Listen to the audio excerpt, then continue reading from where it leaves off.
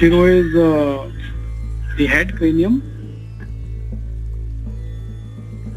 मैंने शिरो रोग इसलिए लिया है आज सबसे पहले, जिससे कि हमें, क्योंकि जो परमात्मा है, paramatma means the one which is superior to the atma, जो आत्मा को भी कंट्रोल कर सकता है या इन्फ्लुएंस कर सकता है, उसकी जो स्थिति है वो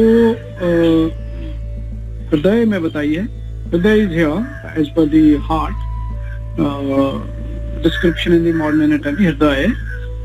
लेकिन जो हमारे बाकी ग्रंथ हैं उनमें कहा है कि जो थिंकिंग जगह है, जहाँ ये थॉट प्रोसेस चलते हैं, दैट इज द हृदय. तो we can safely presume that it may be control from here, but functioning जो है वो दिमाग की या ब्रेन की वो यही हो रही है. It may B influenced by the heart, various means से that we can consider or discuss later. पर certainly ज्यादातर फंक्शनिंग है कंट्रोल की या फीलिंग्स की, वो मॉडर्न साइंस से भी प्रूवन तौर पे वो यही एक्टिविटी ज्यादा होती है. तो सबसे सेंसिटिव जगह को हमने सबसे पहले कंसिडर करने की मैंने कोशिश करी है. इसमें ज्यादा एनाटॉमिकल डिटेल्स में मैं नहीं जाएंगे हम लोग, तो हम सिर्फ ये देखेंगे कि उसकी संरचना है कैसी, हाउ इज द ब्रेन और द होल हेड स्ट्रक्चर्ड, और उन स्ट्रक्चर्स में एसेंशियली मॉडर्न साइंस के मत से क्या काम है, और जो योगिक सिस्टम है उससे उनका क्या काम है, और जो वैदिक से जो आयुर्वेदिक सिस्टम है उससे क्या काम है उनका, किस तरह से वो काम करते हैं और किस तरह से उनको उनमें रोग उत्पन्न होते हैं या त्रुटियां या व्याधि उत्पन्न होती है, किस कारण से, किस तरह से.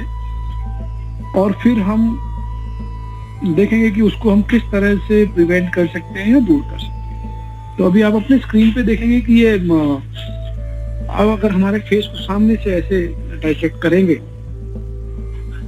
स्कल को, जैसे आप लेफ्ट किनारे में पिक्चर में देख रहे हैं, तो आप देखेंगे कि ये चीजें हमारे स्कल के सामने से नजर आएंगी. Now you can see that सबसे ऊपर सिर रखा हुआ है.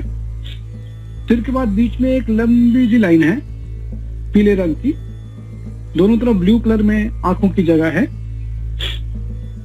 बीच में छोटे छोटे लाल रंग के कुछ जगह बनी हुई है, और फिर पीले रंग से नाक के हिस्से में आप देखेंगे पीले रंग से कुछ हड्डियां बनी है, और बीच में उसमें स्पेस है. और फिर दाहिने और बाएं आप देखेंगे एक बड़ा इसी तरह से गुब्बारे जैसे दो बने हुए. तो अभी आप खुद इसमें पढ़ भी सकते हैं कि आंखों की जगह, कानों की जगह, ब्रेन की जगह, नाक के अंदर का हिस्सा और उसके साइड में जगह सेनेस. और नाम याद करने की इसकी आवश्यकता नहीं, आप जस्ट ध्यान से इसको देख ले, समझ ले कि ये है क्या, और जो इनका पोजीशन क्या क्या है. तो भी आप इसमें आराम से देख सकते हैं कि हमारा जो हेड है वो एसेंशियली एक हॉलो जगह है, खाली जगह है. और खाली जगह के अंदर बहुत से कंपार्टमेंट बने हुए, आंखों का अलग है, नाक का अलग है, सिर का अलग है, साइनसेस का अलग है, सबका अलग कंपार्टमेंट से बने हुए हड्डियों में. आगे भी जब आप स्कल देखेंगे तो उसमें अंदाजा होगा ये कैसे बने. तो ये जो जगहें हैं, द स्पेस इज देयर. सो जब हमने कहा था पंचमहाभूत में सबसे पहले कहा था स्पेस. तो शरीर में सबसे अधिक स्पेस अलग अलग कंपैरेटिवली अगर आप देखें पूरे वॉल्यूम पे रेशियो में, तो सबसे ज्यादा स्पेस वो स्कल के अंदर है या क्रेनियम के अंदर, और उसमें अलग अलग छोटे छोटे स्पेस बनाए गए. अब इन स्पेस की आवश्यकता क्या है, क्यों स्पेस बनाए हैं, ये सोचने की जरूरत है. कि आपकी बाकी जगह में तो स्पेस नहीं है, पूरी एक कैविटी है और कैविटी में लंग्स या नीचे कैविटी एब्डोमिनल है, उसमें सारा इंटेस्टाइन भरा हुआ है। इसमें अलग अलग स्पेस उन्होंने बनाया। इसमें अलग अलग स्पेस इसलिए है कि इसके अंदर सारे सेंस ऑर्गन है। सेंस ऑर्गन को अगर आप आपस में से लिए मिल जाएंगे तो फंक्शनिंग नहीं हो पाएगी, इसलिए इनको अलग अलग कंपार्टमेंटाइज किया भगवान ने। ये सेंस ऑर्गन अपनी जो नर्व्स हैं, जिनको क्रेनियल नर्व्स बोलते हैं, 12 क्रेनियल नर्व्स हैं, वो डायरेक्टली आंखें जो है पीछे जाके ब्रेन में कनेक्ट है, कान ऐसे जाके कनेक्ट है। सबकी अपनी अपनी नर्व जो है वो इस तरह से अपनी जगह में है। ट्राइजेमिनल जो आपके फेस को कंट्रोल करती है, या जो से ऑक्यूलर है या कॉस्टिक है वो कान भी करती है, जो ऑप्थेलमिक है, ये सारी की सारी अपनी जो ऑल्फैक्टरी है, ये सारी डायरेक्टली अपनी चीज क्रेनियम में मूव करती है थ्रू सम स्पेस। और उन सभी के बीच में जो कंपार्टमेंट्स हैं, उनके बीच में सुराख है, और सुराख के बीच में से ये पार करके अपने अपने सेंस ऑर्गन में जाके मिलते हैं। इनमें एक खासियत है कि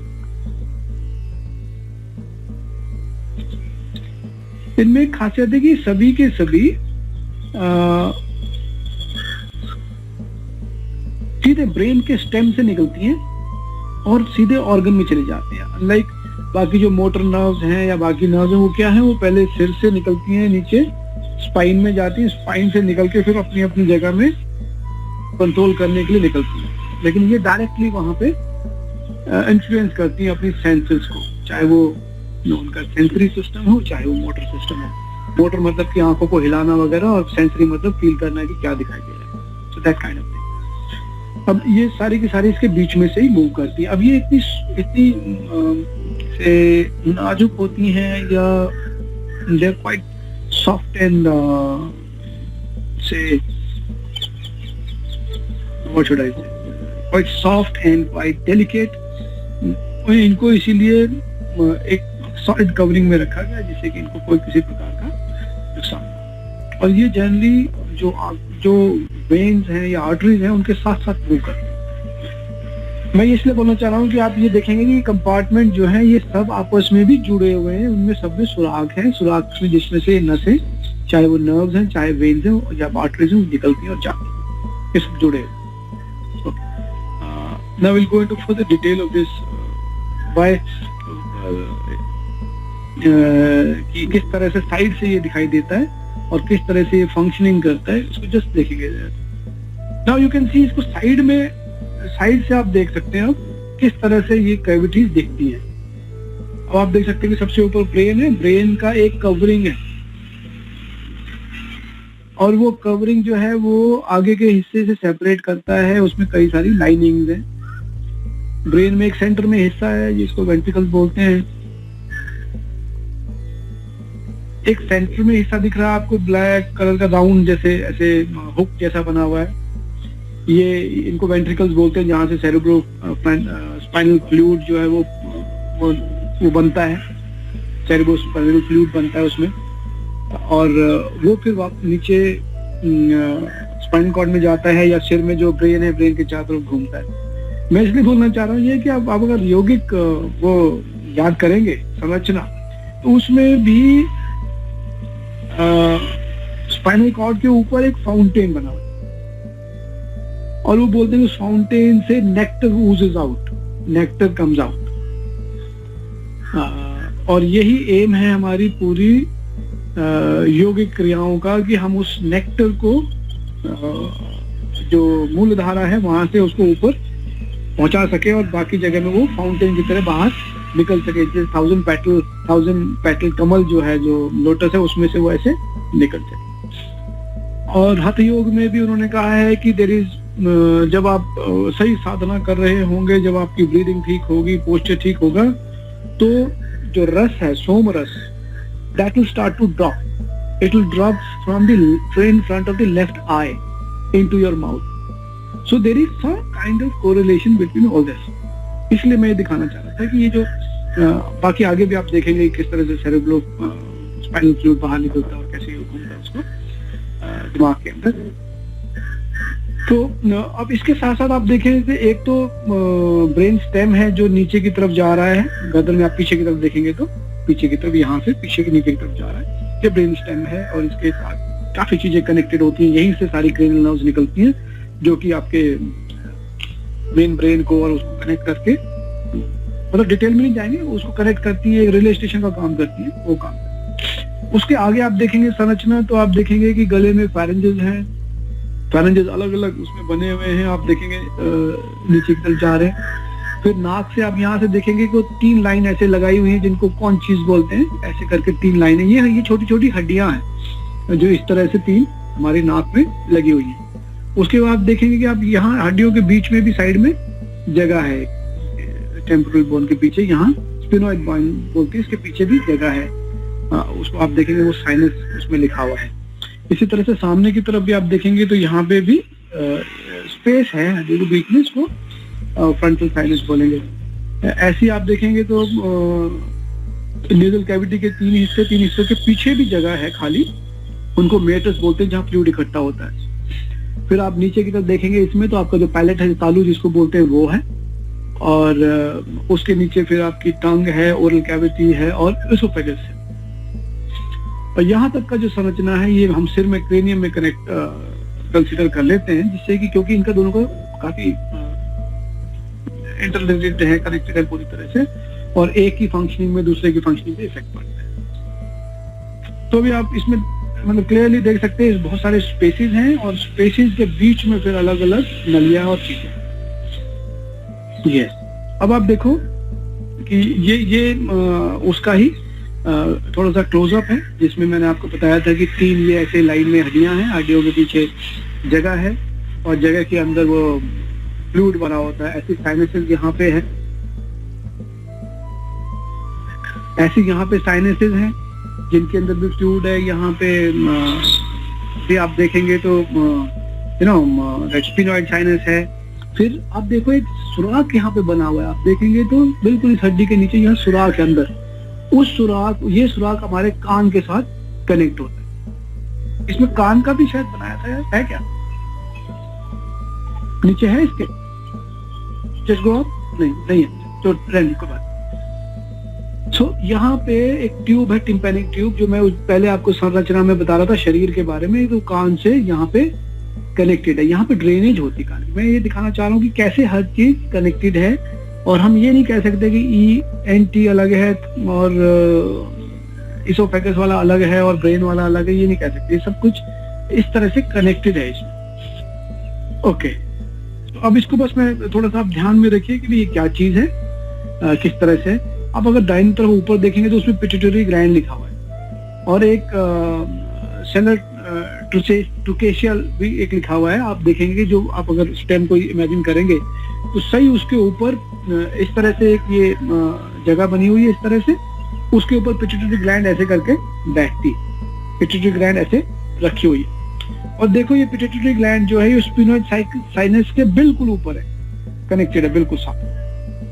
और जो नेजल कैविटी में ऊपर की तरफ ऑप्टिकल नर्व है येलो रंग से जो दिखाई गई है, वो बिल्कुल पिट्यूटरी ग्लैंड के साथ से जा रही। या अब हम इसकी फंक्शनिंग देखते हैं कि किस तरह से ये कार्रवाई होती है। यानी कि मैं अभी ब्रेन की फंक्शनिंग में नहीं जा रहा, साइकोलॉजिकल एस्पेक्ट्स पे नहीं जा रहे हम, we are only going at the physiological aspects, ये कैसे चलता है। या और आगे नेक्स्ट दिखाना, देख ब्रेन का एक क्रॉस सेक्शन है, ऊपर से कटा हुआ है हेड का। या हाँ, पहले इसको देख लेते हैं, तो इसी को देख लेते हैं। गो बैक, या क्लोज कर,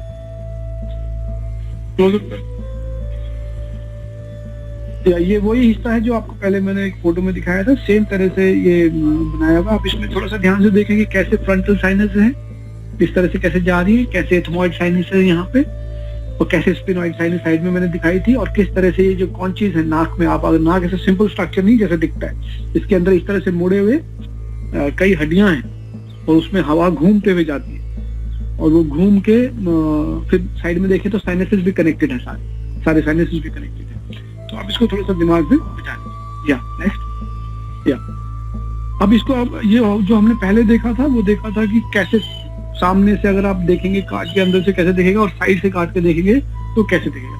अब हम देखते हैं कि इसको ऊपर से अगर हम इसको ऐसे ब्रेन को कान के एरिया से इसको हेड को काट के देखेंगे डाइसेक्ट करके तो ये किस तरह से दिखाई देगा। अब आप देख रहे हैं इसमें दोनों साइड में दो होल है बड़े वाले, ये आंखों की जगह है। बीच में आप जो मैंने आपको दिखाया था ऐसा जो कि थोड़ा सा रेडिश पिंकिश कलर में है, लाइटिश, उसमें छोटी छोटी हड्डियां बनी हुई है, जगह बनी हुई है। फिर आँख के पीछे आप देखिए थोड़े से व्हाइट कलर का एक ट्यूब सी है और उसके पीछे फिर एक लाइन है, वो साइनसेस की जगह है। फिर आप उसके पीछे देखेंगे दो छोटे सुराख हैं। ये छोटे सुराख जो है यहाँ से पीछे से नीचे से जो नर्व्स वगैरह हैं वो बाहर निकलती, जो नीचे से ब्लड की वेसल्स हैं ये सब इस दो सुराख में से बाहर आती हैं और ये डिवाइडेड और ये बिल्कुल नाक के पीछे की तरफ है, जहाँ पिट्यूटरी ग्लैंड है उसके बिल्कुल पीछे। और आप देखेंगे ब्रेन के दो लोब्स हैं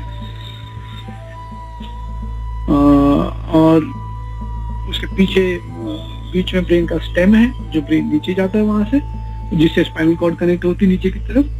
तो ये एक उस तरह की समझना है। आप देखेंगे उसी में से छोटे ब्लू रंग के और रेड रंग के वो निकल रहे हैं, वेसल्स हैं और ये है नर्व्स। ये जनरली मैंने सिर्फ दिखाने की कोशिश कर रहा हूँ कि ये इस तरह से सिर आपका कनेक्टेड। आप देखेंगे चारों तरफ इसमें लेयर्स बहुत सारी हैं। बाहर पहले बिल्कुल रेड कलर की है, फिर थोड़ी सी पिंक कलर की है और उसके बाद ब्रेन के ऊपर भी बहुत सारी लेयर्स होती हैं। इन लेयर्स के अंदर फ्लूइड फ्लो करता रहता है। कैसे करता है वो मैं बाद में आपको अगले स्लाइड में दिखाऊंगा। ये असली स्कल है जिसकी फोटो मैंने YouTube से एक डेमोन्स्ट्रेशन में से निकाली है। अब आप देखोगे इसके अंदर आप बहुत सारे सुराख जो है आसानी से देख सकते हैं। ये जो आपको बड़ा आगे की तरफ दिख रहा है ये जॉ बोन है। इसके साइड में जो गोले आपको दो दिख रहे हैं वो आंखों की जगह है और उसके ऊपर आपको अगर दिख रहा है बिल्कुल जॉ के ऊपर तो वो नाक की जगह है।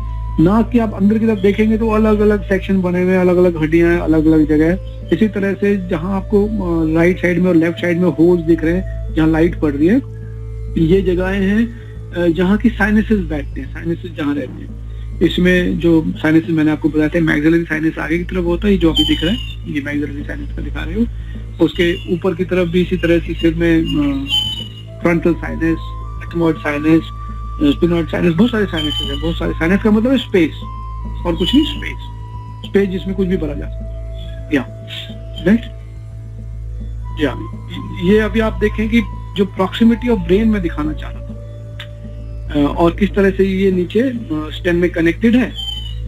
अब जब इसके बाएं तरफ देखेंगे नीचे जहां इसने सेगमेंटम लिखा हुआ है, जहां लिखा हुआ है नॉट द एरो, जहां लिखा हुआ है उसके जस्ट आगे ही पिट्यूटरी ग्लैंड की जगह बनी हुई, जहां हमने पिट्यूटरी ग्लैंड देखा था जो बैठता है, जिसके आगे स्पिनॉइड है और स्पिनॉइड के आगे बाकी चीजें। आप नाम पे ध्यान मत दीजिए, उसकी कनेक्शन समझते रहिए।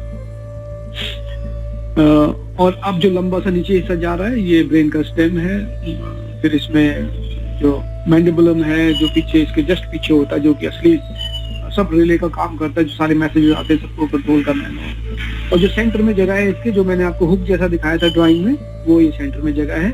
इसके बीच में वेसल्स आप देख रहे हैं रेड कलर की, ब्लू कलर की, और वहां से कहते हैं सेरिब्रो स्पाइनल फ्लूइड जो है वो वहां प्रोड्यूस होता है। जैसे मैंने पहले भी बताया था कि वो आजकल लेटेस्ट जो धारणा है मॉडर्न साइंस की, वो कहते हैं वहाँ वो प्रोड्यूस नहीं हो रहा है, वहां पे वो फिल्टर आउट हो रहा है फ्रॉम द ब्लड से ऑस्मोसिस के जरिए वो धीरे धीरे आयंस अलग अलग निकलते हैं और वो एक पर्टिकुलर रेशियो में तरीके से कंबाइन होते हैं और पानी में घुले रहते हैं। एक उससे कंसिस्टेंसी बनती है, एक उससे उसकी फ्लूइडिटी बनती है और उस कंसिस्टेंसी से ही वो फ्लूइड जो है वो पूरे ब्रेन के चारों तरफ रहता है और जो स्पाइनल कॉर्ड है, स्पाइनल कॉलम्स है, उनके बीच में वो पूरा फ्लो करता है। यानी कि वो कहते हैं कि ऊपर प्रोड्यूस होता है और नीचे फ्लो करता है, यानी कि फिल्टरेशन फ्लो जो है उसका ब्लड का वो वहां पे हो रहा है। तो यानी कि वो जो हमारी योगिक साइंस के हिसाब से बन रहा था, नीचे से ब्लड आ रहा है, नीचे से कुछ ना कुछ आ रहा है और वो ही ऊपर फिल्टर होके सेरिब्रो स्पाइनल फ्लूइड या सोमरस या नेक्टर उसमें बदली हो रहा है और वो पूरे ब्रेन में घूम रहा है। और उस ब्रेन से, उसके घूमने से ब्रेन में पूरी फंक्शनिंग जो है वो सुचारू रूप से होती है। एज पर मॉडर्न साइंस उसका काम है ब्रेन को प्रोटेक्ट करके रखना, उसमें ब्रेन एक तरह से तैरता रहता है और ब्रेन का जो बैलेंस है ब्रेनियम के अंदर वो उससे बना रहता है, उसकी प्रोटेक्शन रहती है। पर जो लेटेस्ट रिसर्च कह रही है कि नहीं, सिर्फ यही फंक्शन नहीं है, इससे ब्रेन में जो अंदर मैटर है उसके अंदर एब्जॉर्प्शन भी होती है, उससे इसका इन्फ्लुएंस भी होता है, ब्रेन के फंक्शनिंग को इन्फ्लुएंस भी करता है। और यहीं पे जो है वो hormones, dopamine and all they are produced here, but latest research says कि वो भी वहां से ब्लड से आते हैं या फिल्टर होकर अलग अलग कॉम्पोजिशंस में निकलते हैं और वहां से वो नर्व पे इफेक्ट जल्दी करते हैं, इसलिए यहाँ पे लगता है प्रोड्यूस हो रहे हैं और यहीं से वो डिस्ट्रीब्यूट होते हैं ब्रेन के फंक्शनिंग के लिए। यानी कि जैसे हार्मोन इफेक्ट करता है, इसी तरह से सेरेब्रो स्पाइनल फ्लूइड भी इफेक्ट करता है। अब ये फ्लूइड है क्या, सिर्फ इसके अंदर ही होता है या बाहर भी होता है, इसको हम अभी बाद में देखेंगे। इसको अगर आप कंपेयर करें आयुर्वेदिक भाषा में, तो इसको जब हमने सप्त धातु जो पढ़े हैं, जिसमें पढ़े हैं या सुने हैं, जिसमें रस इज योर प्लाज्मा, रक्त is your blood, momos is your muscles, मेद इज योर फैट, एंड अस्थि is your bone, and majja is your bone marrow, and shukra is your seminal fluid, or say you can call them ovum or the sperms. And then you have ojas. सप्त धातु के बाद जो आठवीं चीज है ओजस, and that ojas is the one which maintains the aura of the body. This is proven fact that ojas maintains the aura of the whole body. That outer layer gets constituted just above it. That is aura, and that is because of the ojas. Now here the cerebrospinal fluid can easily be compared with the ojas. They say कि ojas is in the heart, and it is very little. It is just equal to say very little quantity comparing to the blood. It's very little. Here also, if you see, it is around 120 ml of the cerebrospinal fluid which gets produced per hour there.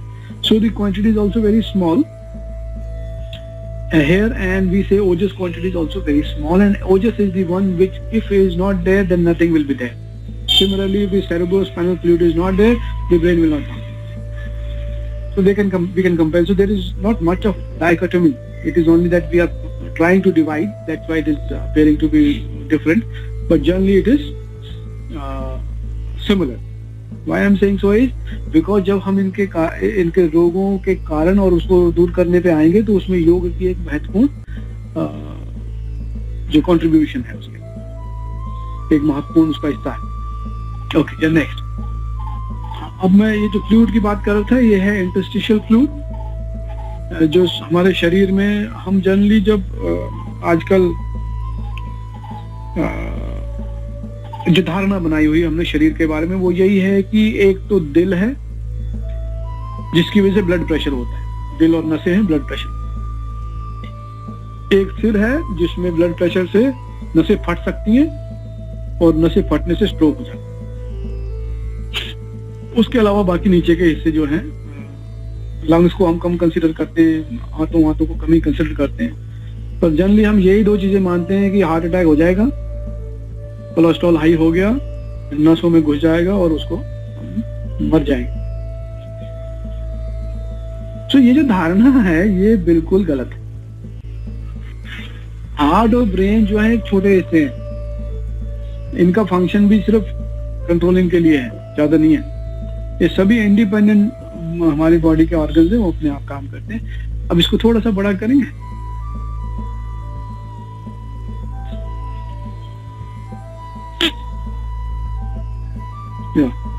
तो अभी आप इस पर नाम पे मत जाइए, आप बस ये देखिए कि ये जो ब्लू रंग की है, इसमें मोटी सी डार्क ब्लू, और दूसरी साइड से रेड रंग की है, ये दो ब्लड की नसें हैं, एक आर्टरी है और एक वेन है।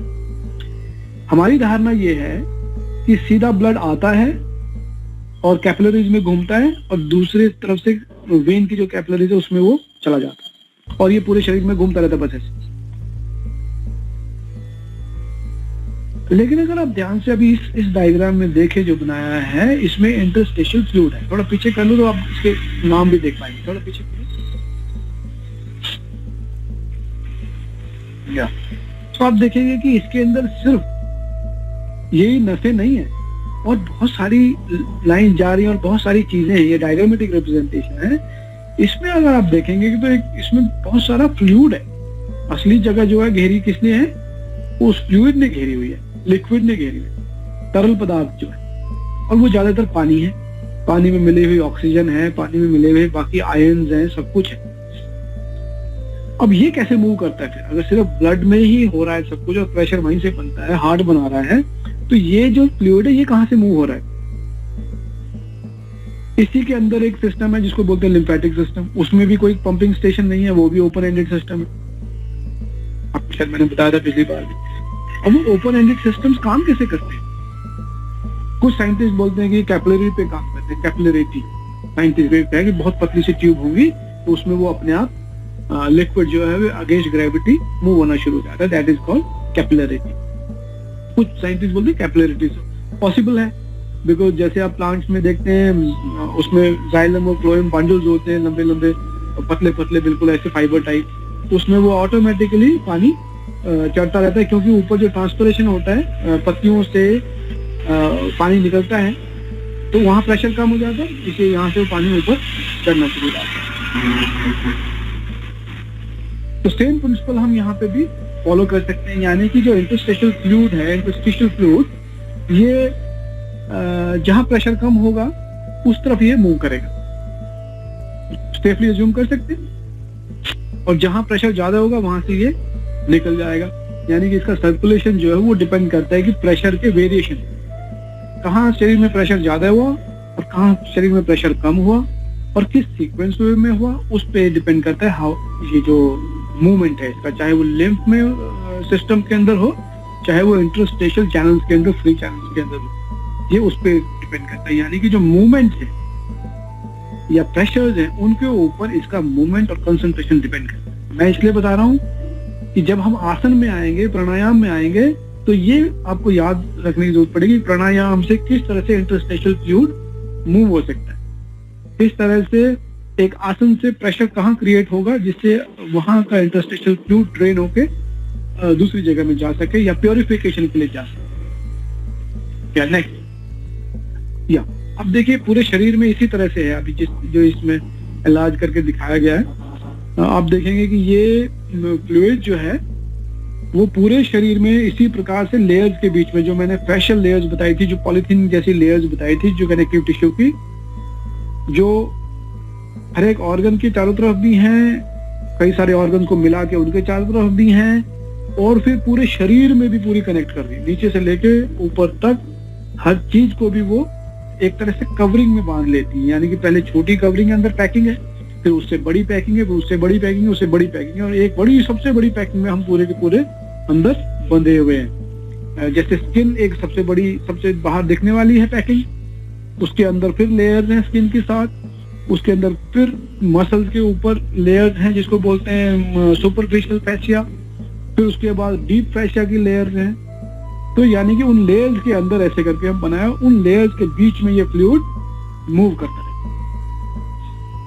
अभी यहाँ शायद रुबीना मैडम हैं, उनको ग्लूटस में, खुशी से कि ग्लूटस में बहुत प्रॉब्लम है उनको, ग्लूटस मसल जो पीछे के जो मसल थे, और मैं उनको बोल रहा था कि आप अपने कलाइयों को ऐसे मोड़िए, एंकल्स को मोड़िए, घुटनों को मोड़िए ऐसे करके, और जहां पेन है उसको आप रिलीफ, उसको रिलैक्स करिए। अब वो ये सोच रही थी कि ये कैसे, मुझे ये बता रहा है कि कलाइयां मोड़िए, एंकल्स मोड़िए, उंगलियों को आगे से मोड़िए, और मेरी ग्लूटस में दर्द है। तो उन्होंने शायद मुझे उस समय पागल समझा होगा, पर आज उनको समझ में आएगा कि मैं ऐसा क्यों बोल रहा था।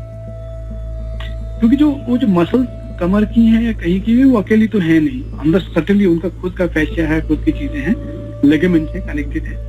और उसके बाद क्या है वो, हाँ ये जॉइंट, तो रुबीना मैडम जॉइंट जस्ट आप ही की बात हो रही थी मैडम। तो वो जो कनेक्शन है उनके अपने आप में तो है ही, उस उसके बाद बाकी जगह में जैसे मैंने बताया पॉलिथीन कनेक्टेड है। अभी अगर मैं आपको जैसे एग्जांपल देता हूँ, ये मेरी शर्ट है, ठीक है। अब ये जुड़ी हुई है नीचे पैंट से,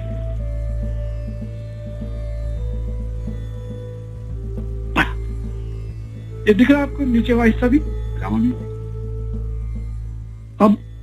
अब अगर आप उसको देखें,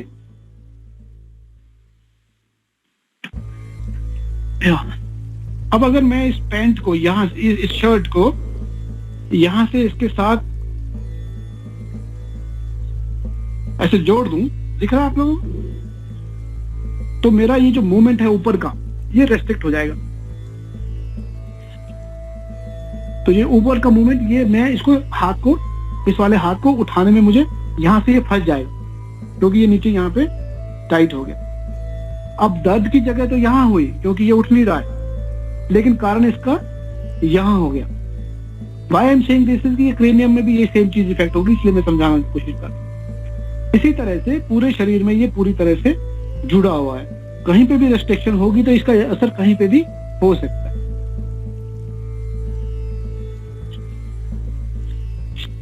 या सो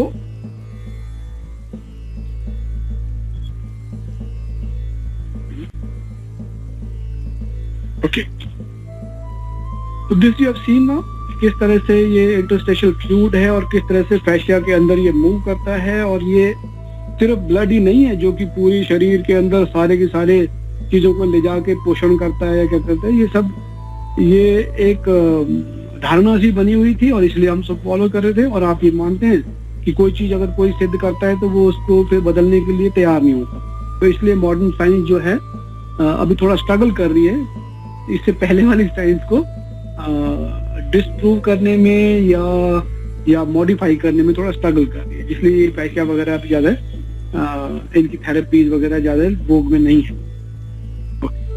नेक्स्ट, ये है लिम्फेटिक सिस्टम का जो मैं बता रहा था कि किस तरह से काम करता है। अब इसमें पूरी छोटी छोटी पतली पतली ट्यूब जैसी हैं, और ये जो बोन मैरोज हैं वहाँ जो है अभी तक नो नेफ्रोसाइट जो प्रोड्यूस होती है, वहाँ ब्लड बनता है कहते हैं, तो इसलिए सफाई का काम भी वो उससे कनेक्टेड है।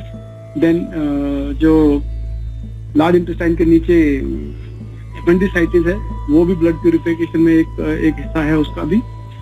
उसके बाद जो यहाँ पे हमारे एरिया में ग्रॉइन में बहुत सारे ग्लैंड्स हैं, छोटे छोटे ग्लैंड्स भी नहीं कह सकते उनको, हम कहेंगे कि नोड्स हैं, जो कि थोड़ी थोड़ी गांठें हैं बड़ी बड़ी, जिनमें ट्यूब कनेक्टेड होती हैं ऊपर से और नीचे से। और इन गांठों के अंदर कहते हैं कि वो फर्स्ट जो रिस्पॉन्स है इम्यूनिटी का वो स्टोर्ड रहता है, वहां से ये मूव करती हैं। और आप देखेंगे कि इनका कंसंट्रेशन यहाँ यहाँ नीचे यहाँ और यहाँ पे बहुत है, यहाँ, और उसके बाद बाकी ट्यूब्स, दिल के अंदर ऐसा नहीं है। तो अब आप इसको ध्यान से देख लीजिए। मैं इसलिए दिखाना चाह रहा हूँ कि ये सिस्टम जो है एक इम्पॉर्टेंट सिस्टम है, जिसको हम जब बोल रहे थे कि रोगों को दूर करने में या रोग होने के कारणों में, ये सब एक बहुत इम्पोर्टेंट सिस्टम है। और इसमें ज्यादा कुछ नहीं है, इसमें सिर्फ ड्रेनेज की इश्यू रहता है, ये और किसी तरह से खराब नहीं हो सकता है। इसमें तो नोड्स में आता है और वहां से इसमें जाना है। जब उसका ड्रेनेज सर्कुलेशन बंद होगा तभी प्रॉब्लम होगी, यानी कि जब उसका विरेचन बंद होगा तब प्रॉब्लम होगी। या नेक्स्ट, या now just this is the latest research on this. इसको आप अगर पढ़ेंगे तो इसमें you can make out the organ interstitium. Interstitium is the same space which I told you कि ये जगह है जो लेयर्स के बीच में है, और इसके बीच में सारा फ्लूइड जो है वो मूव करता है। फ्लूइड के अंदर आयंस हैं और बहुत चीजें हैं वो जो सारी मूव करती है। Now it says important to cell communication and perhaps the spread of diseases. This is most important. Whereas हमारे किसी भी डॉक्टर के पास आप जाइए या कहीं पे भी आप जाएंगे तो इसके बारे में कोई आपको जानकारी नहीं मिलेगी, तो जबकि यही सबसे ज्यादा इम्पोर्टेंट चीज है जिसकी वजह से बीमारी होती है, जिसका ड्रेनेज ना होने की वजह से, जिसका विरेचन ना होने की वजह से जो रोग हैं ये उत्पन्न होते हैं। ये अभी साइंस में है, ये मॉडर्न साइंस में है। और मेरा भी यही मत बहुत पहले से था, और मैं बहुत 18 साल पहले से ये बोल रहा था कि यही कारण है। क्योंकि अगर आप देखें जब मैं पेशेंट देखता हूँ तो वो बोलते हैं कि मेरा तो वेरिएशन तो ठीक है, लैट्रिन तो मैं रोज जा रहा हूँ और पेशाब भी मेरा ठीक है, वो भी मैं रोज कर रहा हूँ और बाकी तो मुझे कोई प्रॉब्लम नहीं आ रही। पर ये जो इंटरस्टिशियल फ्लूइड का मूवमेंट है और मूवमेंट होने के बाद इसका रिप्लेसमेंट है, यही जनरली रोगों का कारण है। और यही आप अगर आयुर्वेद में भी देखेंगे या योग में देखेंगे तो वो भी यही बोलते हैं कि जो फ्लूइड का मूवमेंट इनटू द चैनल्स है, जब वो रुक जाता है तभी रोग उत्पन्न होता है। So now the science is coming to what we had already known in our previous times or generations. या next, ये कंबाइन पूरा का पूरा सिस्टम है जो आपको एक बार इसको देख लीजिए बस कि कैसे ब्रेन जो लेयर्स बाय लेयर्स बना हुआ है। It is not the way we think. और कैसे उसके बीच में खाली जगह है, खाली जगह के बीच में कैसे नीचे से वो कनेक्टेड है, एक और हॉलो पाइप से कनेक्टेड है नीचे की तरफ, और जो पीछे की तरफ बाहर निकला जो बोलते हैं सिर के पीछे, यहाँ पूरी दर्द हो रहा है जहाँ यहाँ से ब्लड वेन्स वगैरह एंटर करती है। ओके, अब now we will come to the, now we have known कि ये तकरीबन जगह कैसी कैसी है। अब हम देखते हैं कि इसमें रोग क्या क्या होते हैं। सबसे जो कॉमन रोग है क्रेनियम कैविटी का वो है हेडेक, सिर का दर्द। सिर के दर्द अलग अलग प्रकार के हैं। कोई बोलता है कि मेरे साइड में दर्द होता है, एक साइड में, और उसके साथ आंख में भी दर्द होता है। ऑलमोस्ट फोटो सेंसिटिव है, लाइट की जब ज्यादा होती है तो तब दर्द होता है, धूप के साथ उसका कनेक्शन है सूरज के। एक तो वो जिसको माइग्रेन कॉमनली हम बोलते हैं माइग्रेन, और माइग्रेन का अगर आप देखें तो कोई क्लियर कट रीजन अभी तक साइंस को मिला नहीं है, और वो बस एक पेन किलर देके जिससे जो पेन पाथवेज है वो ब्लॉक हो जाते हैं, बस वो ही एक इलाज इसका हमारे पास है। लेकिन माइग्रेन के साथ आपने देखा होगा कि वोमिटिश फीलिंग जरूर होती है, आंखें लाल भी जरूर होती हैं, और उससे पहले एसिडिटी का एक पक्का हिस्ट्री उस पेशेंट की होती है, किसी के भी आप देखते हैं या एसिडिटी। लेकिन हम उसको कनेक्ट नहीं कर पाते हैं बिकॉज जो हेड है वो डोमेन न्यूरोलॉजिस्ट का, और जो एसिडिटी है वो डोमेन है एंडोक्रोनोलॉजिस्ट की।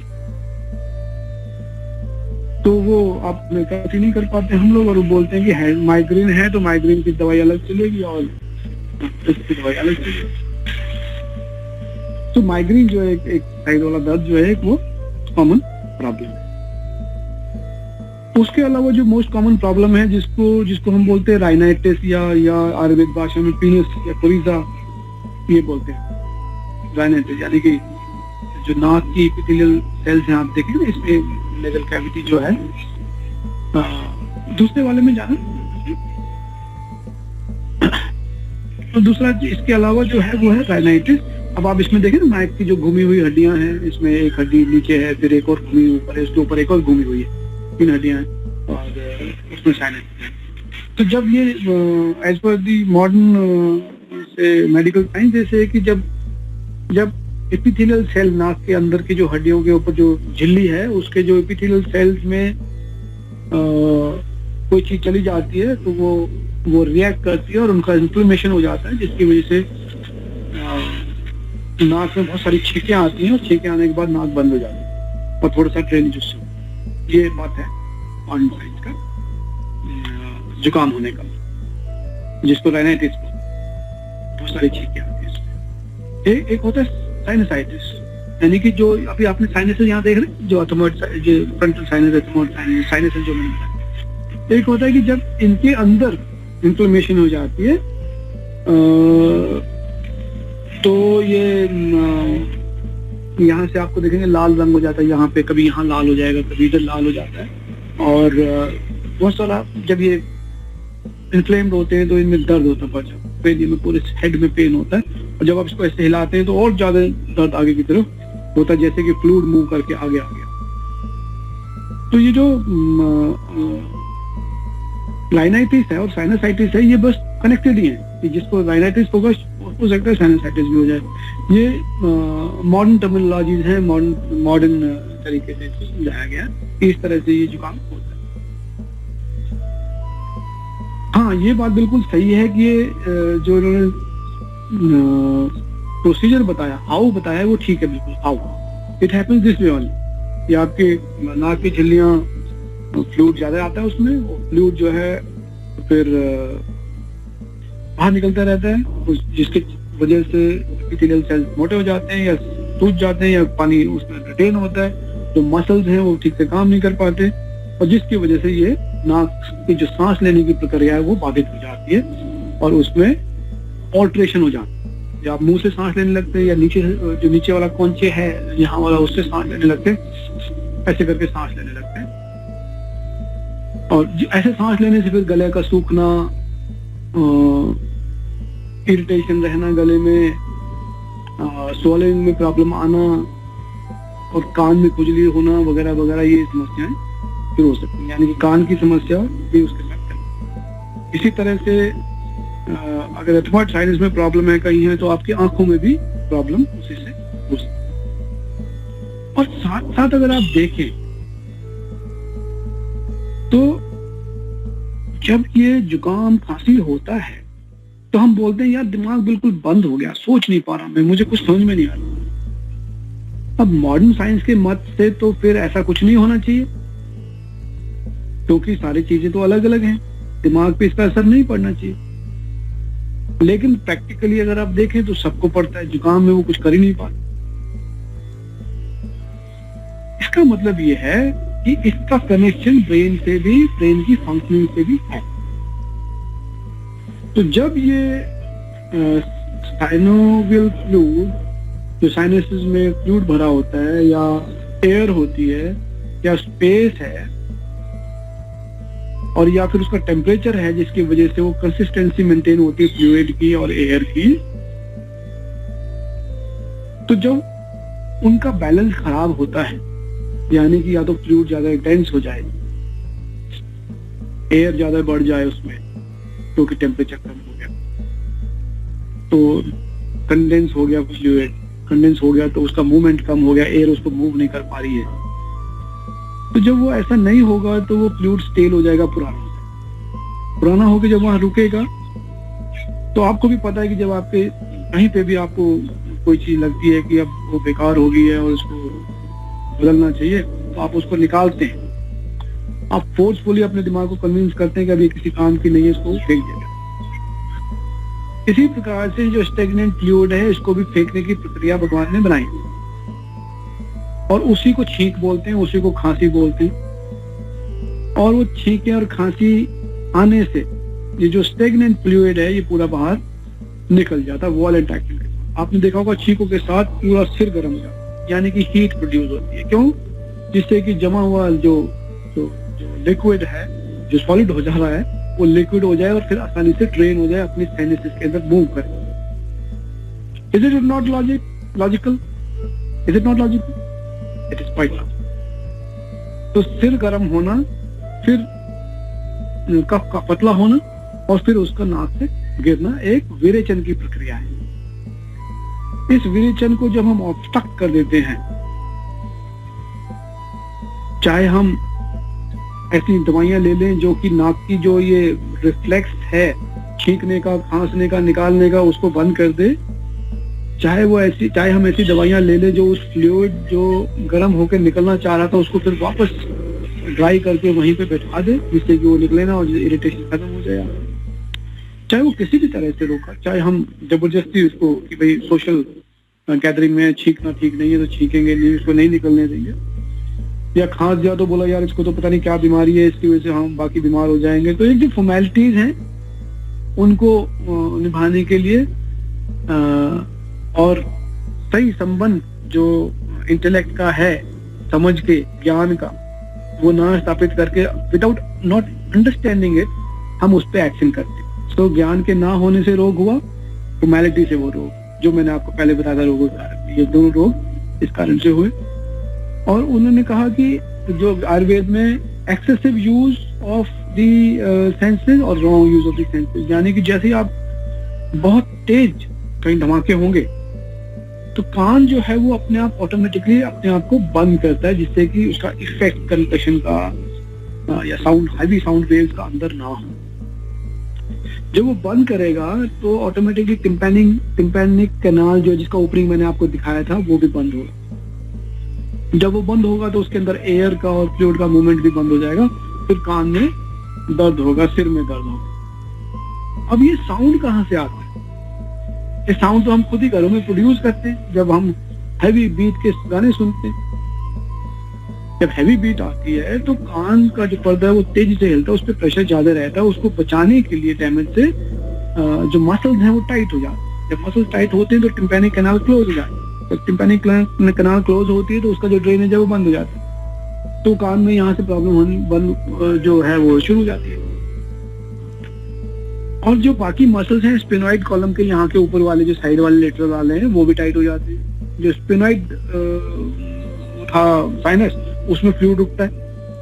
जब उसमें फ्लूइड रुकता है तो वो फिर इन्फ्लेम होता है, फिर हम उसको निकालने की कोशिश के लिए छींके कुछ करना होता है, उसको हम होने नहीं देते, तो फिर वहां पे सिर में दर्द हो जाता है।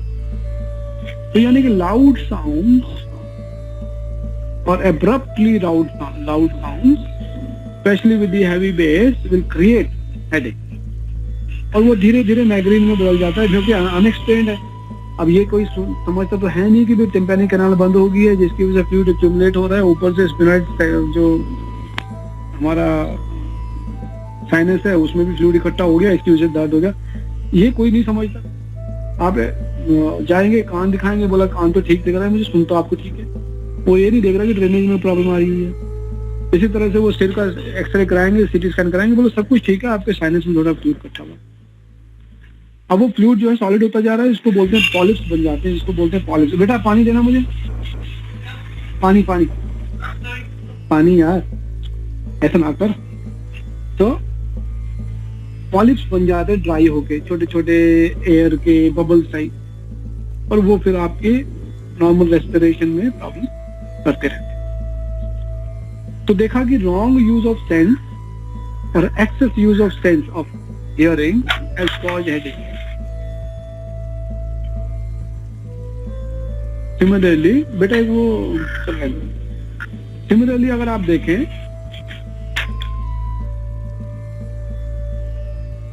आइज का, उस दिन शायद मैंने आपको आइज का बताया भी था, जब ज्यादा देर या ज्यादा फ्रिक्वेंटली आप उनको स्ट्रेन्यूअसली यूज करेंगे तो जो उनके मसल्स हैं ऑर्बिट के अंदर, जो ऑर्बिटल मसल्स हैं वो थक जाएंगे। जैसे हम कोई बहुत वेट उठा के थोड़ी देर में थक जाते हैं, और कितना कोई हर एक की लिमिट है, ऐसे आंखों की भी एक लिमिट है। जब उसके जो ऑप्थेल्मिक मसल्स हैं जो उसको मूव करते हैं फोकस करने के लिए या देखने के लिए, जब वो थक जाते हैं तो उसके जो साइड वाले मसल्स हैं, जगह हैं, वो भी उसके साथ हेल्प करने लगते हैं। जैसे जबड़ा बिछने लगेगा, क्रेनियम के जो मैंडिबुलर मसल्स हैं वो टाइट होने शुरू होंगे, जिससे कि आप सही फोकस कर सकें। आप करके देख लीजिएगा एक्सपीरियंस। फिर जो गले के मसल्स हैं वो स्ट्रेस होने शुरू हो जाते हैं, जिससे कि आप उनकी हेल्प कर सकें ऊपर फ्लूइड बचाने में या फोकस को मेंटेन करने में। तो एक्सेसिव यूज जो है वो वहां पे क्या होगा, जब बाकी मसल्स यूज होने शुरू होंगे तो जो फ्लूइड है इन कैविटीज के अंदर, फ्रंटल साइनस में है चाहे स्मॉल साइनस में है, वो ब्लॉक होना शुरू हो जाता है। क्योंकि मसल जिस तरह से उनको प्रेशर बनाना था और छोड़ना था, जिससे वो इंटरस्टिशियल फ्लूइड मूव होना था, जो मैंने आपको फ्लूइड दिखाया था, वो नहीं हो पाता टाइम से। जब वो नहीं हो पाता तो आंखें यहाँ से भारी भारी हो जाती और नाक का यहाँ से बंद होना शुरू हो जाता है। हम सांस जो शैलो नीचे से लेना शुरू कर देते हैं। तो जब ये बंद होंगे तो आपके फ्रंटल जो एरिया है इसमें दर्द होना शुरू हो जाएगा। इसको बोलते हैं हेडेक, फ्रंटल हेडेक। बोला जी अचानक ही हो गया, मैंने कुछ किया तो है नहीं, आज सुबह से मैं घूम रहा हूँ, मुझे अचानक हेडेक होगा। अचानक कैसे हुआ भाई? आप कल रात आपने एक्सेसिवली मैच देखा, फुटबॉल को देखा कहाँ जा रही थी, कहाँ पहुंची, क्रिकेट की बॉल को देखा कहाँ गई। जब आपने एक्सेसिवली यूज किया आइज तो अगले दिन उनको नॉर्मल होने के लिए, फ्लूइड को निकलने के लिए समय चाहिए। आपने वो समय नहीं दिया, वो विरेचन नहीं किया, ना अपने आंखों को धोया, ना सहलाया, ना मालिश करी, कुछ भी नहीं किया, और आप सीधे ही पढ़ाई में या अपने दूसरे काम में लग गए। अब वो फ्लूइड का क्या होगा, वो तो और भी जमा हो जाएगा। तो आंखें की जो फोकसिंग पावर है वो कम हो जाएगी। फिर जब आप अपने काम के दौरान फोकस करना चाहेंगे तो आपके सिर में दर्द होगा, क्योंकि आपके बाकी मसल्स यूज होंगे उसमें। तो excessive use and wrong use of this senses causes this the headache. इसी तरह से जैसे मैंने बताया कि जो वेगों को रोकने, आपके जो फ्लूइड है बाहर निकलना है उसको रोकना, रोक लिया आपने, या अंदर जाना है उसको रोक लिया, या उसने एक जगह से दूसरी जगह ट्रेन होना है उसको रोक लिया, उसके रोकने से भी ये रोग उत्पन्न होता है। इसके अलावा बोलते हैं कि इनमें एलर्जेंस या पैथोजेंस की वजह से ये रोग हो जाता है। यस, सर्टेनली अगर आपके ब्लड में कोई आगंतुक है, कोई जीवाणु, विषाणु, कीटाणु जो कि which is supposed to be thrown out, और वो आप उसको थ्रो आउट नहीं कर पाते, तो कहीं ना कहीं जाके जो हमारे साथ उसका सामंजस्य तो है नहीं, वो हमारे लिए तो आगंतुक है, नया है, उसको एडेप्ट में टाइम लगेगा, तो उसके साथ हमारी जो फाइट है, लड़ाई है, वो होती है, तो जिसकी वजह से भी ये डेब्रीज वगैरह बनती हैं और वो फ्लूइड के साथ मूव हो जाओ के बाहर निकलना चाहती है, तो वो भी एक कारण उसका हो सकता है। लेकिन हम मॉडर्न साइंस में क्या करते हैं कि उसको हम मान लेते हैं कि उस आगंतुक या उस जीवाणु, विषाणु के कारण ये हुआ, जबकि हुआ किसने, कि हम उसको बाहर नहीं निकल पाए, हम विरेचन नहीं कर पाए, हमने उसको रोक लिया, हमने वेग को रोका, छींकने के, खांसने के, थूकने के, जिस वजह से ये कारण है। अब ये तो हो गए बाह्य कारण, एक्सटर्नल और extrinsic causes, and let's understand the intrinsic causes. अंदर से क्या हो सकता है, जो वैसे जो एक्सट्रिंसिक कॉजेज है, ये भी अंदर से भावना आई थी, कभी आपने रोका, कभी आपने एक्सेसिव यूज किया, पर they are not physiologically internal, ये बाहर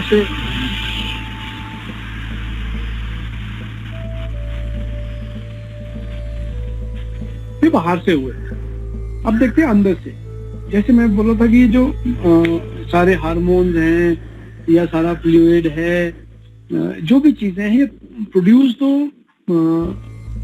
हो रही है कहाँ पे, हमारे गट में, हमारे पाचन तंत्र में। अब इस पाचन तंत्र में वो किस चीज से उसको पैदा करेगा, प्रोड्यूस करेगा, और तो कुछ है नहीं, सिर्फ भोजन है जिससे वो प्रोड्यूस करेगा। तो जिस तरह का भोजन हम लेंगे, स्वच्छ, स्वस्थ और या सात्विक भोजन अगर होगा, जिसने कि खाने में इतना अच्छा ना लगे उस समय, लेकिन बाद में उसका अच्छा असर हो, उसमें जो क्वालिटी ऑफ आयरन है या न्यूट्रिएंट्स हैं वो हाई हो, और विरुद्ध आहार ना हो। विरुद्ध मतलब कि जो रिक्वायर्ड है उस मौसम के हिसाब से, जो बॉडी में जिस चीज की कमी है वो ही आहार में अंदर जाए, ऐसी चीजें ना जाएं जो कि उस समय रिक्वायर्ड नहीं उस मौसम। इसका एग्जांपल मैं देता हूं, जैसे सर्दियों के मौसम में आप ये खुद मानेंगे कि हर चीज डेंस हो जाती है, कंडेंस हो जाती है। तो इसी तरह से जो फ्लूइड्स हैं वो जनरली कंडेंस हो जाते हैं टेम्परेचर कम होने की वजह से। अब अगर हम भोजन भी ऐसा करें क्योंकि टेम्परेचर को कम करेगा और ऑलरेडी कंडेंस्ड होगा, तो सर्टेनली वो जो फ्लूइड प्रोड्यूस होना है, जिसने मूव करना है, वो भी, उसकी क्वालिटी भी फिर उस तरह से डेंस होगी और उसका मूवमेंट भी मुश्किल होगा। जैसे सर्दियों में खीर का खाना, ठंडी खीर का, या आइसक्रीम्स का खाना, पनीर का खाना,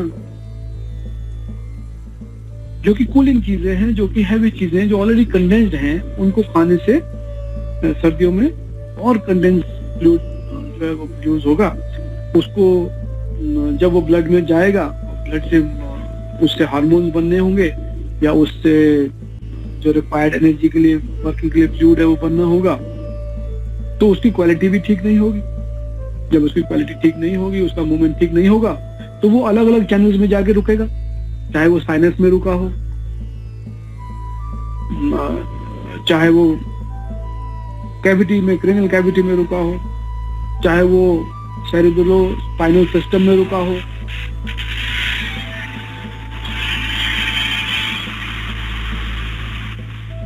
चाहे वो ब्लड वेसल्स में रुक जाए, तो कहीं ना कहीं वो धीरे चलेगा, रुकेगा। उसको लगाने के लिए हमें ज्यादा मेहनत करनी पड़ेगी, ज्यादा एनर्जी प्रोड्यूस करनी पड़ेगी बॉडी में, यानी कि हमें ज्यादा भागना दौड़ना पड़ेगा, एक्सरसाइज करनी पड़ेगी, प्राणायाम करना पड़ेगा, जिससे कि वो मूव हो। अब हम वो कर नहीं पाते, सभी के सभी हम लोग। तो जब वो नहीं कर पाते हैं तो ये जो फ्लूइड है या लिक्विड है, जिसको हम कफ के रूप में मान लेते हैं या पित्त के रूप में मान लेते हैं, इनको मूव करना मुश्किल होता है। और जब इनको मूव करना मुश्किल होता है तो ये कैविटीज में रुकते हैं और सिर दर्द, खांसी, जुकाम, नजला, ये सब चीजें पैदा करते हैं, जो कि एक सिस्टम है क्लीन करने का और जो हमें करना चाहिए। तो यानी कि सर्दियों में हमें विरेचन जो है, शिरो विरेचन जिसको बोलते हैं, वो अधिक करना। अब इसके अलावा जो सिर के रोग हैं जो ब्रेन से संबंधित हैं, साइकोलॉजिकल हैं, उनको हम बाद में कभी लेंगे, जब हम मनोरोग के ऊपर आएंगे तो तब उसको देखेंगे। अभी सफाइस टू नो कि जो फिजिकली एनाटॉमिकल स्ट्रक्चर्स हैं वो किस तरह से हैं, और उनमें जो रोग का जो मेन कारण है वो इंटरस्टिशियल फ्लूइड का मूव ना करना या साइनोवियल फ्लूइड का मूव ना करना, या बहुत पतला होने के कारण ज्यादा मूव करना। जैसे कभी कभी होता है कि नाक लगातार चलता, आंख से पानी आता रहता है, या वो पतला हो जाना हीट की वजह से, गर्मी की वजह से, शरीर में जो गर्मी पैदा हो रही है उसकी वजह से। तो एसेंशियली ये आपके जो शिरो रोग हैं, ये मैंने जैसे बताया, सेंस ऑर्गन्स के एक्सेसिव यूज, रॉन्ग यूज, विपरीत भोजन, stopping of the urges and some pathogenic reasons. Now, अब आप नाक की बनावट को देखें, इसका कैसे आप ना how to take care of this, निवारण कैसे हो इस रोग का। तो अगर आप योग पे ध्यान देंगे तो उसमें सबसे महत्वपूर्ण क्रिया जो है वो है रेस्पिरेशन, श्वास के लेने और निकालने पे उन्होंने सबसे ज्यादा ध्यान दिया। और अभी अगर आप देखेंगे, आप प्रैक्टिस भी करेंगे या एक्सपीरियंस करेंगे सांस का, तो सांस लेने और निकालने के समय आप देखेंगे कि हर एक पूरे शरीर के मसल्स का टोन जो है वो चेंज होता है और एक सीक्वेंस में चेंज होता है। यानी कि जब आप सांस लेंगे तो आपके कहीं मसल जो है रिलैक्स होंगे और एक सीक्वेंस में रिलैक्स होते हैं पूरे नीचे तक, अगर आप ठीक से सांस ले रहे हैं। अभी करके देख लीजिएगा, you will find that whole of this muscles relax. Now जब ये सारे मसल्स रिलैक्स हुए तो कहीं पे प्रेशर कम हुआ और कहीं पे प्रेशर ज्यादा था। जहां प्रेशर कम होगा फ्लूइड वहां पे मूव कर जाएगा। फिर आपने सांस को निकाल दिया। अब आप देखेंगे कि जो नीचे वाले हिस्से वो सारे के सारे कॉन्ट्रैक्ट होने शुरू हुए, मसल्स उनके थोड़े टाइट हुए। और अगर आप यहां से भी सांस पूरा निकालेंगे तो ये भी टाइट। जब ये टाइट हो गई तो पूरा सांस बाहर निकल गया। अभी जो फ्लूइड है जो उसने सेंट्रल सिस्टम के अंदर आना था वो उसके अंदर चला जाएगा और अपने जगह से सही तरीके से मूव होके हार्ट में, सॉरी, जो वेनस सिस्टम में मिल जाएगा। जो फ्लूइड था, तो जो लिम्फ था वो सारा उसमें मिल जाएगा। और जो क्रेनियल कैविटी का प्रेशर है वो कम हो जाएगा, वहां से ड्रेन होके जिसमें जो है फ्लूइड वो नीचे आ जाएगा। तो ये जो सांस लेने की प्रक्रिया है, इसका जो एक पैटर्न है, ये सिर्फ ऑक्सीजनेशन ऑफ द ब्लड का नहीं है। इसका संबंध पूरे इंटरस्टिशियल फ्लूइड के मूवमेंट के साथ है। इसीलिए सांस लेने के ऊपर इतना ध्यान हमारे योग में दिया गया है। इसीलिए सांस लेने के साथ साथ आसन के ऊपर इतना ध्यान दिया गया है कि आसन अगर, यानी पोस्चर ठीक होगा, सांस ठीक होगा, तो इंटरस्टिशियल फ्लूइड का मूवमेंट भी ठीक। यानी कि सोते समय किस तरह से सोना है, विष्णु पोज में। विष्णु पोज आपने देखा होगा, या बैठते समय कैसे शिव के पोज में बैठना है, या खड़े होकर कैसे कृष्ण के पोज में आपने खड़े होना है। ये सब चीजें जो आइकनोग्राफी है हमारी ग्रंथों की, उसमें सब कुछ डिपिक्टेड है कि किस तरह से आपने खड़े होना है। जब आप एक पैर पे इस तरह से खड़े होते हैं तो आपका एक साइड का ड्रेनेज लिम्फेटिक सिस्टम का होता है, फिर आप दूसरे पैर पे आते हैं तो वो उस तरह से चेंज होता है। तो इसीलिए वृक्षासन, गरुड़ासन और ताड़ासन ये आप लगाते हैं तो आपका जो मूवमेंट है फ्लूइड का वो बिल्कुल पूरे शरीर में ठीक हो जाता है, और जो ड्रेनेज है स्कल में से, क्रेनियम में से, वो सही तरीके से हो जाता है। ड्रेनेज ठीक होता है तो उसका जो मूवमेंट है सांस के साथ मसल्स कॉन्ट्रैक्ट करने और दबाने, उनका जो ड्रेनेज है वो ठीक हो जाएगा। तो अब इसमें अभी देखें, नाक के जो हड्डियां हैं वो 3 हड्डियां हैं। एक है सबसे नीचे वाली, आप देखोगे तो कौंची जिसको बोलते हैं ना, मिडिल कौंची, लोअर कौंची, अपर कौंची, 3 इसमें बने होंगे, है ना, सुपीरियर, मिडिल एंड इंफीरियर, या ऊपर वाली, बीच वाली और नीचे वाली। यानी कि नाक में सांस जाने के लिए 3 ऐसे डिवीजन है, एक इसके ऊपर है, एक इसके नीचे, यानी कि 5 डिवीजन है। नाक में सांस लेने के लिए 5 डिवीजन है, जैसे एक इसके नीचे हो गया, एक इसके ऊपर हो गया और 3 होगी, यानी कि यहाँ से सांस जाएगा, यहाँ जाएगा, यहाँ जाएगा और यहाँ जाएगा। 5 तरीके से सांस नाक के अंदर जाता है।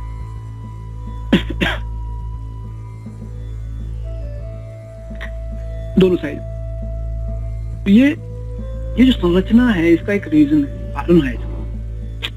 जब आप बिल्कुल ऊपर वाले कॉन्चे से सांस लेते हैं, उसका कनेक्शन देखिए आप, बिल्कुल एथमॉइड साइनस और फ्रंटल साइनस में, और फ्रंटल साइनस बिल्कुल ब्रेन के जो हिस्सा है उसके साथ ऐसे है, ब्रेन के हिस्से के साथ ऐसे है। और सांस यहाँ से लेंगे आप फ्रंटल साइनस में तो वो पूरी सांस वहां पे मूव करती है, यानी कि फ्रंटल साइनस के अंदर एयर जो है वो रिप्लेस हो जाएगी। जब अंदर जाएगी तो प्रेशर बढ़ेगा, जो पुरानी हवा है वो बाहर निकल जाएगी, उसके साथ साथ जो फ्लूइड है उसको वो बाहर निकल जाएगा। तो जो फ्लूइड ये है, सिर्फ अभी तक हम ये मान रहे हैं कि ये फ्लूइड इनके एपिथेलियल सेल से आ रहा है, ये शायद may be not very right, it may be connected with the brain का फ्लूइड आल्सो, सेरेब्रोस्पाइनल फ्लूइड। इसीलिए हमारे ग्रंथ में, हठ योग में और तंत्र योग में लिखा है कि nectar, the somras flows from the head, यानी कि जो सेरेब्रोस्पाइनल फ्लूइड है, ओजस है, जो बहुत प्योर फॉर्म है, वो it comes into the frontal side and then frontal sinus and then may drop into the throat for utilization inside the body. तो आपने अगर प्रैक्टिस करी है योग की तो आपने महसूस भी किया होगा, it actually drops. मैंने तो महसूस किया हर बार, it actually drops and the taste is also different from the other kind of mucus what you have in the throat. Its taste is very different. तो वो जब अंदर चला जाता है तो आपको उसकी फीलिंग जो अलग होती है, जैसे आप कभी अच्छा खाना खा के बोलते हैं मुझे बड़ा अच्छा लग रहा है, बड़ा मजा आया, या अच्छा गाना सुन के बोलते हैं, इसी प्रकार से वो जब अंदर जाता है तो एक फीलिंग आपको अच्छी आती है। दैट इज ऑल्सो वो, ये मेरा मत है, और ये इसलिए मैं बोलना चाह रहा हूँ क्योंकि योग में इसका अच्छा वर्णन दिया हुआ है, और यहाँ पे भी अगर आप एनाटॉमिकली देखें तो इनका कनेक्शन एक बैठता है, चाहे स्पिनोइड साइनस से हो चाहे फ्रंटल साइनस से हो, और इसका कनेक्शन पिट्यूटरी ग्लैंड से भी है। तो मैं अभी बताना चाह रहा था कि जब आप सांस लेते हैं तो जिसको प्रॉब्लम है, जिसके हम बोलते हैं ना कि मेरी तो नाक बंद ही रहती है, वो इसलिए बंद रहती है कि हम नीचे वाले जो कॉन्चीज है उनमें सांस लेते हैं। तो आप देखेंगे कि साइड में यहाँ पे नोज में किस कई होंगे, ये रेज हो जाता है, ये हिस्सा यहाँ से रेज हो जाता है, और ये रेज होकर सीधा यहाँ से आप सांस लेते हैं। यानी कि जो सांस यहाँ से जानी है, यहाँ से और यहाँ से ये वाली, ये बंद हो जाती है, और हम सांस सीधी यहीं से इसमें से लेना शुरू करते हैं। तो जो सिर्फ ये वाला जो साइनस है वही यूज होता है, ये हमेशा मोटा रहता है, गाल मोटे हो जाते हैं, हम बोलते हैं बड़ा अच्छा सुंदर आदमी है, और या औरत है उसके अच्छे गाल ऐसे हैं। तो ये एक्चुअली बीमारी है मतलब सांस गलत लेने की वजह से ऐसे हो जाता है। तो एक्चुअली यू शुड ब्रीथ। जब आपको हेडेक हो, प्रॉब्लम हो किसी तरह की, तो हमने ये जान लिया कि साइनसेस के ब्लॉकेज से है, फ्लूइड रुकने से, तो जब आप सांस को पूरी तरह से ठीक से लेंगे सीधा, यानी कि एंगल जो, जैसे मैंने उस दिन बताया था, मुद्रा, संभावी मुद्रा और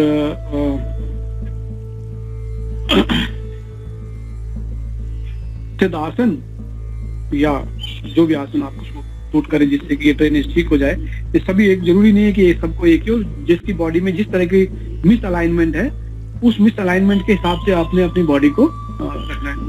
तो जब आप सीधा करें तो जो पीछे सेम मैंने आपको बताया था, उसको स्कल को खींच लें ऊपर की तरफ। आप देख पा रहे, इसको स्कल को खींचना है, इसको ऊपर को खींचना है, और जो गर्दन का हिस्सा है इसको नीचे करना है, यानी कि ये स्ट्रेच करना है, यहाँ से स्ट्रेच करना है।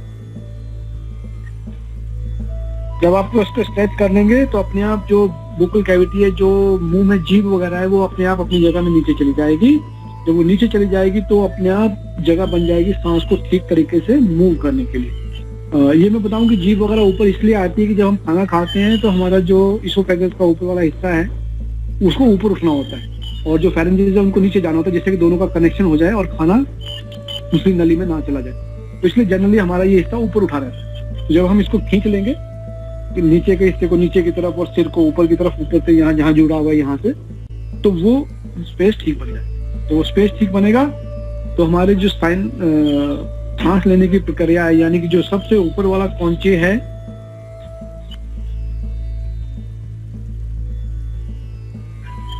सबसे ऊपर वाला जो कौंचे है उसमें सांस आएगी। तो पहले मैंने क्या किया,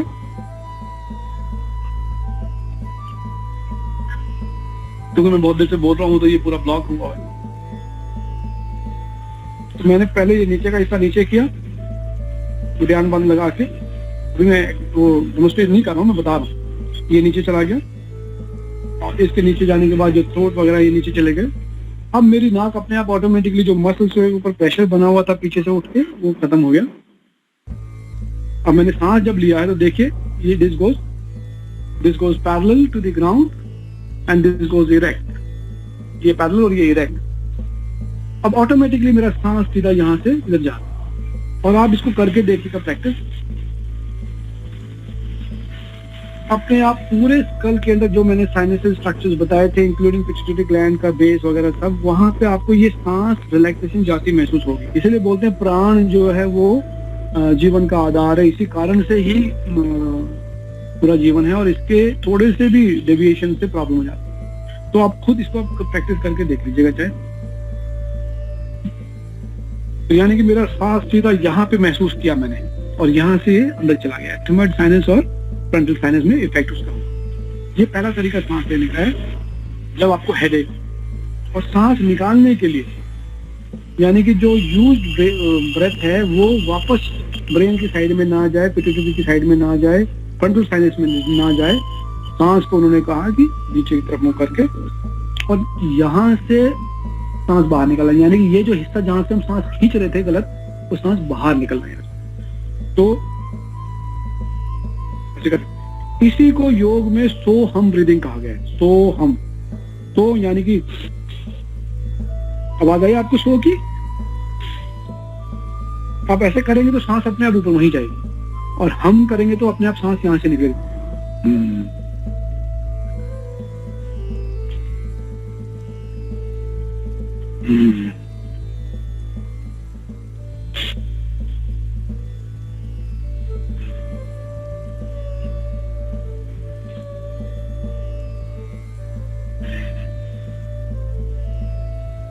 तो जब आप ऐसे करेंगे ऑटोमेटिकली जो चैनल्स हैं वो अलाइन हो जाएंगे आपस में।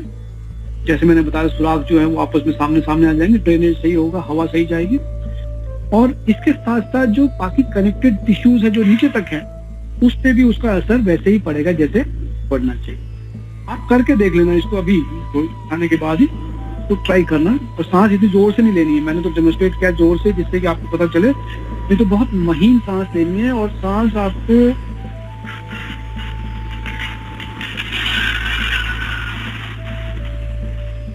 इतनी महीन लेनी है कि आपको नाक के यहीं महसूस हो, जब सांस ले रहे हैं इस उंगली पे महसूस हो, उसके अलावा सिर में कहीं महसूस ना हो। सिर में सिर्फ जो ओपनिंग्स हैं जगह की वो महसूस होनी चाहिए। ऐसे आपने इतना महीन सांस लेना है, इतना फाइनली ब्रीथ करना। और जब निकालना है वो इतनी धीरे निकालना है कि 4 इंगुल से ज्यादा आपको ब्रेथ फील ना हो, 4 इंगुल से ज्यादा फील ना हो। तो उसको जब एक्सपेरिमेंट करेंगे तो आप करके देखिए।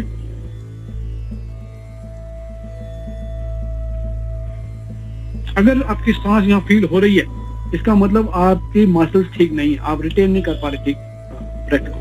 आपका ब्रेथ का जो सर्कुलेशन है इनटू द कॉन्शियस वो करेक्ट नहीं है, आपका जो सर्कुलेशन इनटू द साइनसेस है वो करेक्ट नहीं है। और इस वजह से ऑटोमेटिकली लंग्स के ऊपर जो इफेक्ट है वो सीधा हो जाएगा। आपकी जो रिटेंशन है ब्रेथ की वो कम हो जाएगी। जब रिटेंशन कम होगी तो सिर्फ ऑक्सीजनेशन पे ही फर्क नहीं पड़ता। जैसे मैंने बताया प्राण जो है ये बाकी हिस्सों को भी डायरेक्टली इफेक्ट कर रहा है, उनके मस्कुलर प्रेशर को चेंज करके। तो यानी कि बाकी जगहों में भी उसी प्रकार से आपके इफेक्ट होगा। यानी कि सही सांस ना लेने से, डेविएशन से आपके घुटने में भी दर्द रह सकता है। तो इसकी जो सोहम ब्रीदिंग की प्रैक्टिस है ये एक बहुत इंपॉर्टेंट प्रैक्टिस है और एक बहुत कारगर है सिर दर्द को दूर करने के लिए, सिर के सभी रोगों को दूर करने, टीकों को, राइनाइटिस को, साइनसाइटिस को, हेडेक को, माइग्रेन को, सबको करने के लिए। क्योंकि इससे सही ड्रेनेज जो है पूरे, चाहे वो सेरेब्रो स्पाइनल फ्लूइड का हो, चाहे साइनेबल फ्लूइड का हो, चाहे इंटरस्टिशियल फ्लूइड का हो, चाहे कफ का, पित्त का, चाहे वायु का, ये सब जो मूवमेंट्स हैं ये ठीक हो जाएंगे इससे। एक तो ये बहुत अच्छी रेमेडी है इसकी। इसी प्रकार से अगर किसी को समस्या है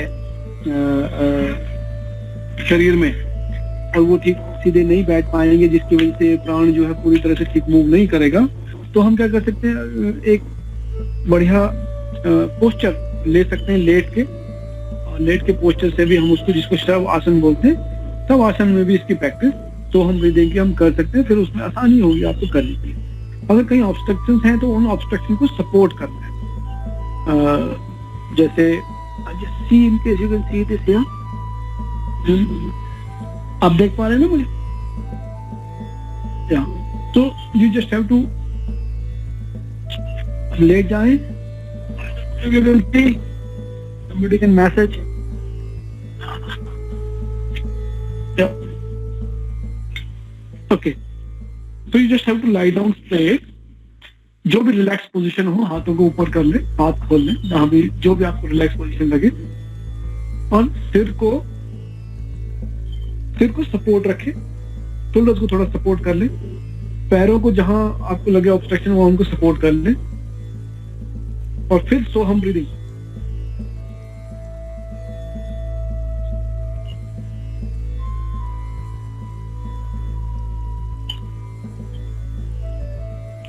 आप ध्यान करेंगे कि सो जब आप कर रहे हैं तो आपका पेट पहले ऊपर आ रही है। आप यहाँ हाथ रख के देख भी सकते हैं, ये पेट पहले ऊपर आएगा, और जब हम करेंगे तो जो चेस्ट है वो पहले नीचे जाएगी। आप देखिएगा,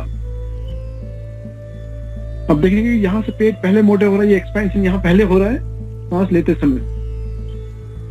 चेस्ट जो है वो बाद में जाना है।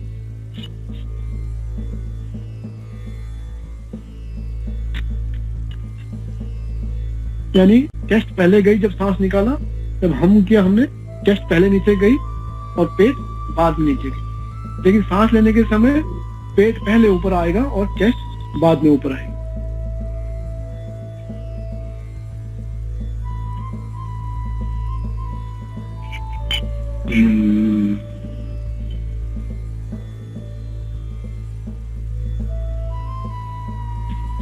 तो ये जो आप कार्रवाई करेंगे,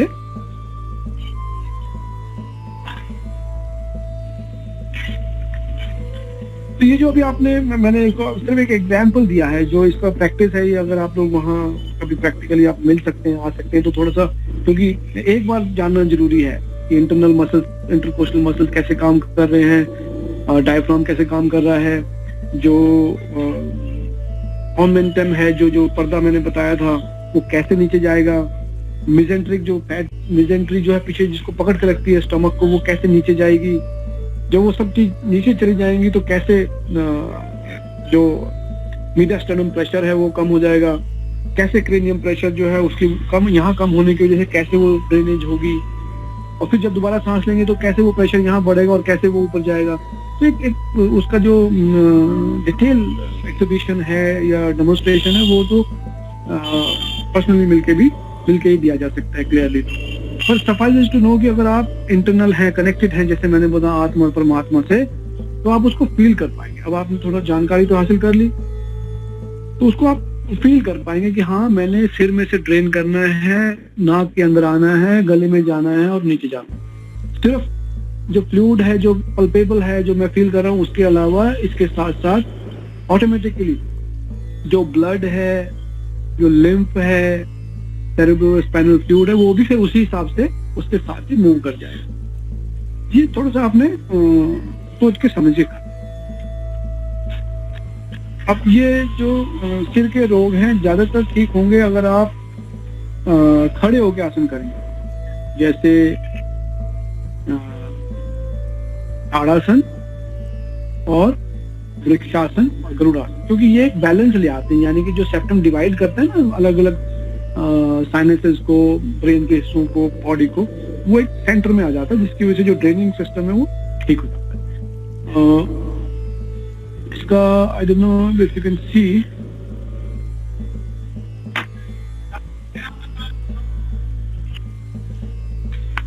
आप मेरे पैरों को अभी देख पा रहे होंगे। तो जस्ट सी,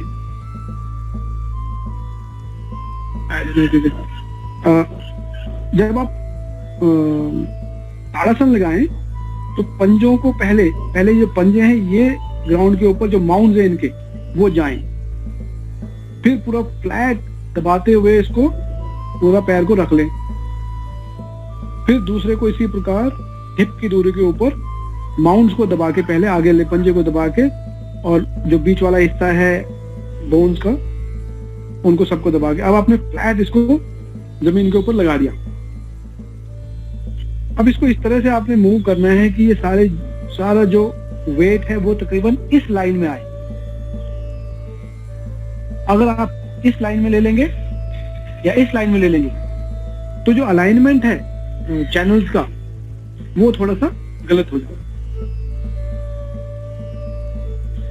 जब आपने ये कर लिया, अलाइनमेंट, प्रेशर यहां ले लिया, फिर आपने लाइन बाय लाइन ये देखना है कि यहां से ऐसे आ रहा है, यानी कि पहले आपने यहां वेट लेना है, फिर आपने घुटनों को क्रॉस करके ऊपर थाइस पे वेट लेना है, और फिर कमर पे लेना है। इट इज डिफिकल्ट टू,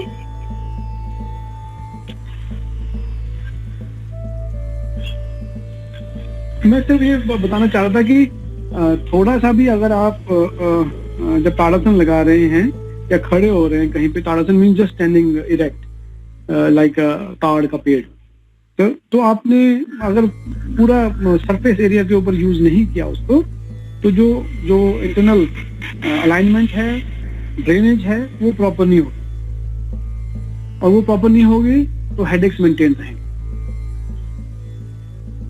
अब इसके साथ साथ अगर हम देखें कि अगर इससे ये त्रुटि दूर नहीं हो रही है, व्याधि दूर नहीं हो रही है, क्योंकि ज्यादा जम गया है कफ, या फ्लूइड ज्यादा जम गया है, या ओपनिंग जो जिसमें से मूवमेंट होना था वो ब्लॉक हो रही है, वो नहीं खुल पा रही है बिकॉज कफ का जो लेयर है वो बहुत हार्ड हो गई है, तो हम षटकर्म का सहारा ले सकते हैं। यानी कि जब आप ब्लॉक हो गए हैं तो आप उसमें जब वो डालेंगे तो थ्रेड, तो ऑटोमेटिकली मसल्स उसको रिएक्ट करेंगे उस थ्रेड को जगह देने के लिए, क्योंकि आपने सोचा है वो जाना है। तो जब मसल्स रिएक्ट करेंगे वो अपनी पोजीशन में आ जाएंगे। जब ये मसल्स अपनी पोजीशन में आ जाएंगे तो ऑटोमेटिकली एयर का जो मूवमेंट है वो ठीक होना शुरू हो जाएगा। तो वो ठीक मूवमेंट होगा तो जो स्टेल एयर है वो प्रेशर से बाहर आएगी, उसके साथ साथ स्टेल फ्लूइड भी बाहर आएगा, तो आपको छींकें आएंगी, छींकों से वो बाहर निकल जाएगा। तो यानी कि आप फिजिकली उसको अलाइनमेंट को ठीक कर सकते हैं षटकर्म के जरिए। चाहे वो जल नेति से कर सकते हैं, जल नेति में भी जो मसल्स हैं वो यूज कर रहे हैं आप, वो चैनलाइज कर रहे हैं पानी को जाने के लिए, और वो वही चैनल इस्तेमाल कर रहे हैं जो कि आपके फ्लूइड के मूवमेंट के लिए है। और उसमें अगर आपने नमक के साथ इस्तेमाल किया है, सेंधा नमक डाल के, थोड़ा सा शहद डाल के, तो जो स्टेगनेंट चीजें हैं वहां वो भी पिघल जाएंगी। और मॉडर्न मत के हिसाब से जो ऑस्मोसिस है, जो अंदर रुका हुआ कफ है, वो ऑस्मोसिस के जरिए बाहर निकल आएगा, क्योंकि जो पानी का कॉन्सेंट्रेशन है, ग्रेविटी है वो हाई है और वहां लो है, तो बाहर निकल आएगी। तो यानी कि षटकर्म से, नमक के पानी के गरारे से, नमक के पानी के जल नीति से, या थ्रेड को अंदर डाल के अलाइनमेंट ठीक करने से, या मुंह में वो कपड़ा खा के उसको निकालने से जो ड्रेनेज है वो ठीक हो जाएगा, तो सारे सिर के दर्द खत्म हो जाएंगे। सिर की बाकी प्रॉब्लम भी, ट्यूमर्स, सिस्ट, ये सब चीजें भी कभी उससे नहीं होंगी। इसका डेमोन्स्ट्रेशन मैंने आपको दिया था कि कैसे नाक में डालना, क्या करना, और इसको अपने आप प्रैक्टिस मत करिएगा, कभी एक बार जब मौका मिले तो मिल लीजिएगा, फिर उससे प्रिंसिपल समझ लीजिएगा। प्रिंसिपल समझने के बाद फिर आप उसको कोई भी आराम से कर सकते हैं, कोई ऐसी प्रॉब्लम नहीं है उसमें कि आपने किस तरह से उसको अलाउ करना, किस तरह से मसल्स जो हैं वो एक्टिवेट होंगे कि आपके वो आराम से अंदर जा सकें। इसके अलावा अगर आप देखें तो कुछ एक हर्ब्स हैं जो कि इन चीजों को गर्म करके उनकी एफिनिटी है टुवर्ड्स दीज एपिथेलियल लेयर्स, जो वहां पे पहुंचकर डायरेक्टली या इनडायरेक्टली वहां पहुंच के उनको जो मल है या जो कफ या पित्त जो डिपॉजिटेड है या एक्यूमुलेटेड है उसको उस स्थिति में बना देते हैं कि वो ड्रेन हो सके। यानी कि आपके साइनसेस के जो ओपनिंग है वो तो खुले हुए हैं, लेकिन कफ की स्थिति ये हो गई कि वो मूव नहीं कर पा रहा। जैसे मैंने बताया कि सर्दियों में पनीर वगैरह खा के वो सख्त हो गया, वो निकल नहीं पा, उसको निकालने के लिए हम औषधि का प्रयोग करते हैं, जैसे त्रिकुटा चूर्ण, तितोपलादी चूर्ण।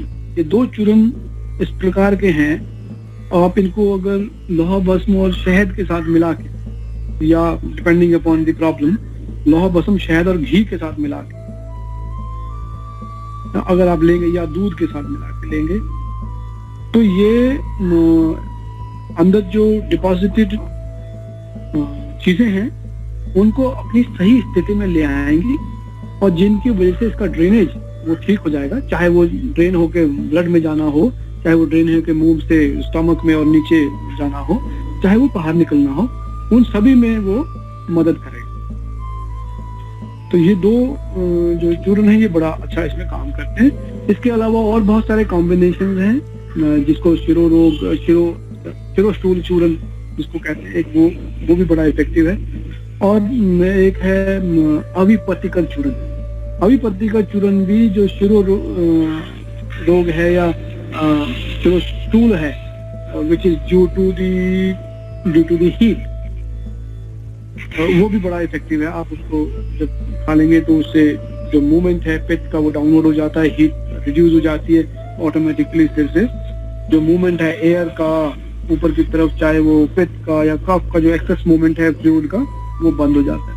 जब एक्सेस मूवमेंट बंद हो जाता है तो फिर ऑब्वियसली इन्फ्लेमेशन वगैरह नहीं होती, तो दर्द नहीं होता है। तो यानी कि ये चार जो चूर्ण मैंने आपको बताया या मिक्सचर आपको बताए हर्ब्स के, इनकी प्रॉपर्टीज को देखते हुए इनका कॉम्बिनेशन बनाया गया है अलग अलग पोर्शंस में, अलग अलग तरह के सिर रोग के लिए।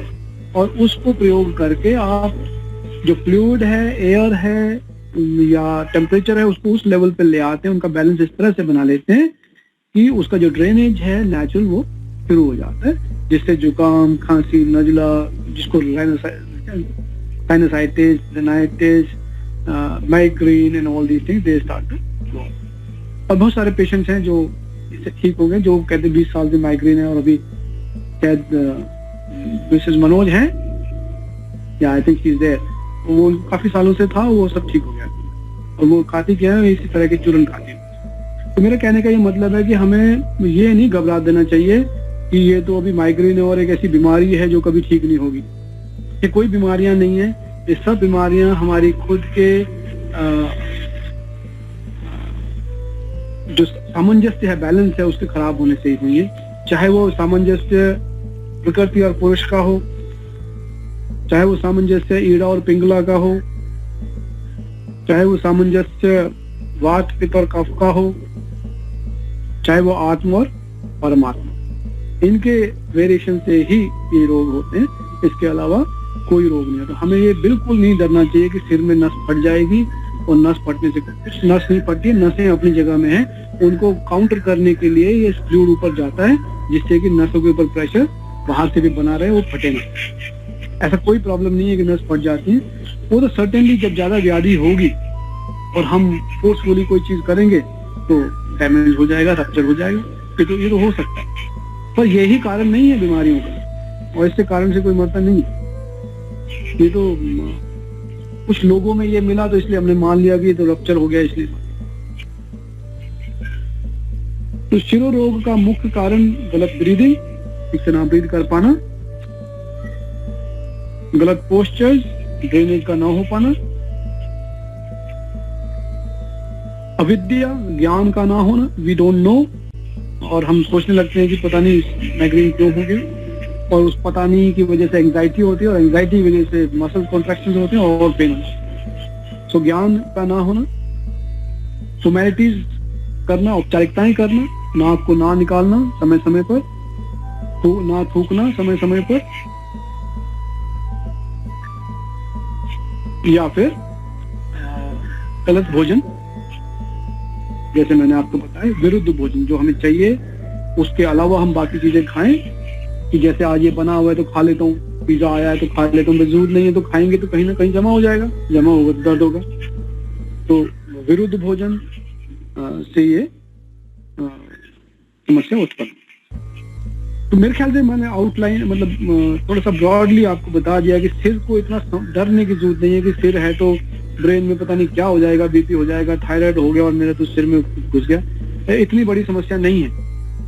समस्या बड़ी सिंपल सी है, गलत सांस लेने से, गलत खाने से, गलत तरीके से पोस्चर रखने से, और ड्रेनेज का मौका ना देने। तो कोई समस्या इसके अलावा नहीं बन सकती। आपने खुद लॉजिकली आप इसको करके देख सकते हैं या इसको पढ़ के देख सकते हैं। Very simple. तो here I finished off with the शिरो रोग का जो सेशन था।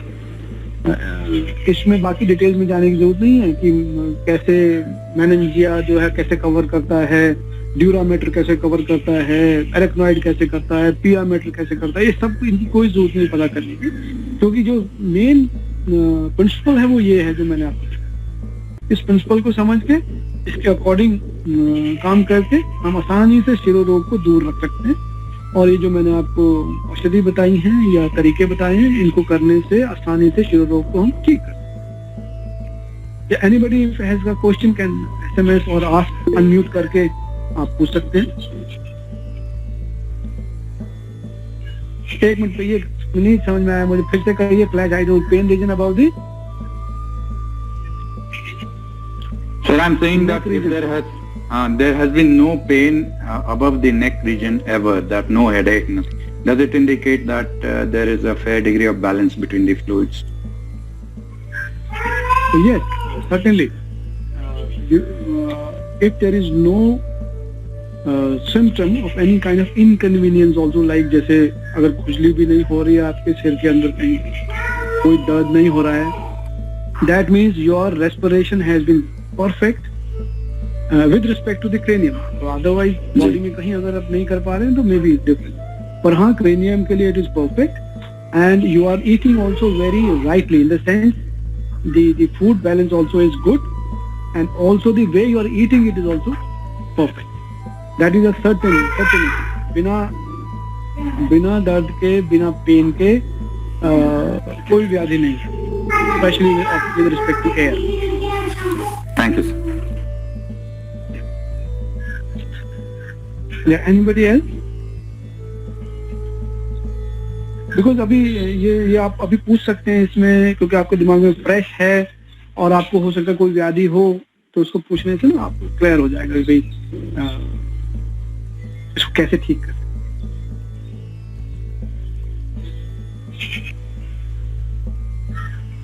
सर एक और सवाल है। हाँ जी। जैसे ये टीवी में दिखाते हैं कुछ रामदेव बाबा जी की ऐसे अनुलोम विलोम, और वो बहुत भारी तरीके से करते हैं, जैसे एकदम जोर से सांस लेना एक नॉस्ट्रिल से और जोर से सांसें छोड़ना दूसरी नॉस्ट्रिल से। क्या ये सही तरीका है? या देखिए, ये अज्ञानता जो मैं बोल रहा था, ये उसकी एक प्रकाष्ठा है। आप कोई भी वायलेंट एक्शन अपने शरीर के साथ करें, आप देखेंगे मसल्स कॉन्ट्रैक्ट होंगे सब। कोई भी वायलेंट एक्शन करके देखिए, आप मुंह में एकदम से जबरदस्ती बॉटल से पानी डालिए, पूरा गैग हो जाएगा, एकदम से पानी बाहर निकलेगा। जोर से आप सांस लीजिए, बाकी मसल एकदम टाइट हो जाएंगे। ये नेचर है। आंधी आएगी, सभी एकदम से टाइट हो जाते हैं कि भाई मैं, पेड़ पौधे सब कुछ अपने आप को बचाने की कोशिश करते हैं। So all the violent action, इसलिए अहिंसा एक यम है, ऑल दी वायलेंट एक्शन जितने भी होंगे ये सभी के सभी कोई ना कोई व्याधि उत्पन्न जरूर करेंगे। क्योंकि हम नाक को बंद करके जब करते हैं तो जनरली हमारे नाक से जो ऑब्स्ट्रक्शन है, चाहे वो लेजन के फॉर्म में हो, चाहे किसी फ्लूइड के फॉर्म में, कंडेंस फ्लूइड के फॉर्म में, वो निकल जाता है।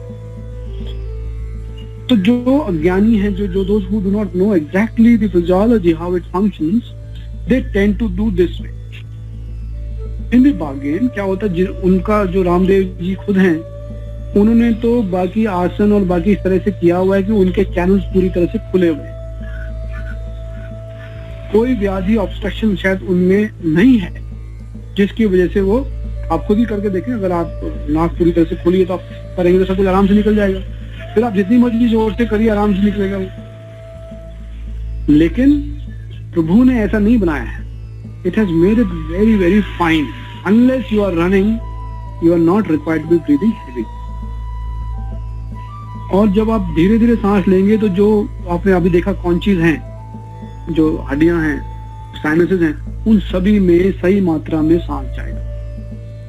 और ये जो साइनसेस हैं या ये जो जगहें हैं, फ्लूइड है, ये सिर्फ यहीं पे काम नहीं करता है बैलेंस बनाने का, मेंटेन टेम्परेचर मेंटेन करने का या फिल्ट्रेशन करने का, ये पूरे शरीर के लिए भी एक सेंसर है, इंडिकेटर है। इनके सांस की वजह से उससे ही बाकी सिस्टम भी उसी हिसाब से चलता है। आपने देखा होगा जब जुकाम होता है तो आपको कॉन्स्टिपेशन हो जाता है या किसी को लूज मोशन हो जाते हैं। तो that means there is a connectivity here and here, जो मैंने आपको पहले भी एक लेक्चर में शरीर वाले में बताया था कि यहाँ के नर्व्स डायरेक्टली हैं जो पैरासिम्पैथेटिक रिस्पॉन्स करते हैं, और कुछ S2, 3, 4 और 5 कुछ वहां से निकलते हैं जो एक्सक्रीशन में काम आते हैं। तो इन दोनों का कनेक्शन जो है वो भी इससे होता है। जब आप तेजी से सांस लेते हैं तो वो कनेक्शन डिसरप्ट हो जाता है, क्योंकि मसल्स कॉन्ट्रैक्ट करते हैं हैफाजर्डली, उनको पता नहीं चलता कि कौन से सीक्वेंस में होना था, क्योंकि वो डर के मारे कार्रवाई होती है। तो इसलिए सांस जो है, जब आप प्राणायाम कर रहे हैं तो वो स्लो प्राणायाम सबसे अच्छी है। लेकिन अगर आप क्लियर कर चुके हैं अपने चैनल्स, आपको डायनामिक एक्शंस करने हैं, तो पहले अलाइनमेंट ठीक करें और फिर डायनामिक एक्शंस करें। तेजी से सांस लें, जब आप आपके चैनल क्लियर हो जाए, अलाइनमेंट ठीक हो जाए, कौन चीज ठीक हो, तो आप तेजी से कर सकते हैं।